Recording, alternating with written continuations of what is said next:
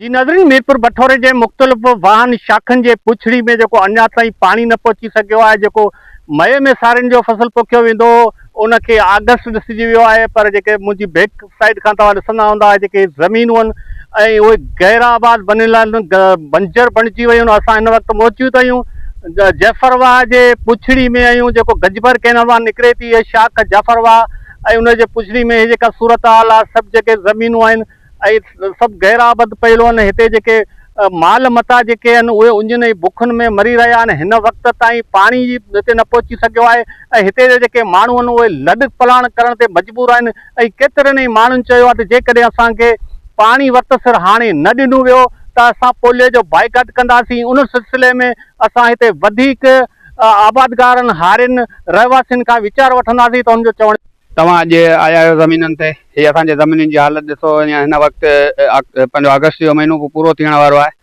जॾहिं त हीअ आबादियूं असांजूं मई जे महीने में थींदियूं हुयूं, उहे मई जे महीने वारियूं आबादियूं अञा अगस्त में ज़मीनूं जेके आहिनि बंजर लॻी पियूं आहिनि। हीअ सरासर जेका माण्हू आहियूं हिते जाफरा जे पोछड़ जा रहवासी आहियूं। हिते जी जेका सूरत हाल आहे अव्हांखे ॾिसण में ईंदी त बिल्कुलु पाणी कोन्हे। सॼो मुल्क सुकी तबाह थी वियो आहे। किथे त ककर पोखे माण्हू कोन सघिया आहिनि। हेठि त असीं जाफराबाद जा पोछड़ जा आबादगार आहियूं। असां वटि पाणी बिल्कुलु न आहे। ही तव्हां पोज़ीशन ॾिसंदा वञो त पायां ज़मीनूं सुकियूं पियूं आहिनि। जेके असां ॿिज पोखिया आहिनि उहे ॿिजारो सुके पियो, टाइम तमामु ख़तमु थी वियो आहे। ऐं हिननि अदनि जी तमामु घणी महिरबानी ऐं उन्हनि माण्हुनि जो शुक्रगुज़ार आहियां जो अहिड़े ॾुखियनि कसनि में ऐं कंडनि में अची असांजो हाल पुछनि पिया। अलाह साईं हिननि खे ख़ुशि अर्ज़ु करे रहिया आहियूं त असां वटि अगस्त जो महीनो पूरो थियण वारो आहे। उनजे बावजूदि अञा ताईं असांखे पाणी जो ढुक न आहे मिलियो। असांजा माल जेके असांजा उन्हनि मरी रहिया आहिनि। असांजूं ज़मीनूं जेके आहिनि साम्हूं तव्हांजे बंजर बणिजी रहियूं आहिनि।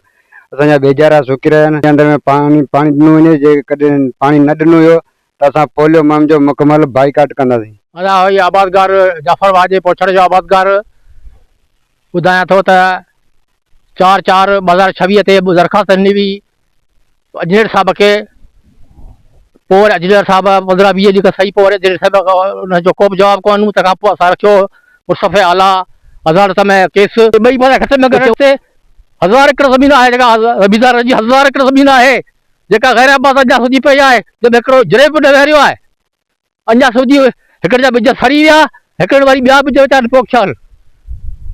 असर हाणे कंहिंखे भला दार ॾिजे। जाफराबाद जेको तबाह थियो पियो आहे, पाणी आहे कोन। असांजी ज़मीनूं सभु बंजर थियूं पियूं आहिनि। पाणी ज़रूरु कोन्हे आई। हिते आपाशी अमलदार अलाए किथे पिया हलनि, का ख़बर न का चार असांखे ॿुधाईंदा त उहो पघार खणण ते चालू आहिनि। बाक़ी हेॾे आबादगारनि नज़र को बि कोन आहे। अदा जी महिरबानी जेको अवां सरज़मीन ते आया ॾिसो पिया। हिते हे वण ॾिसो, हे ज़मीनूं ॾिसो, हे ॾिसो हिते को फसल आहे तव्हांजे नज़र में को अचे थो?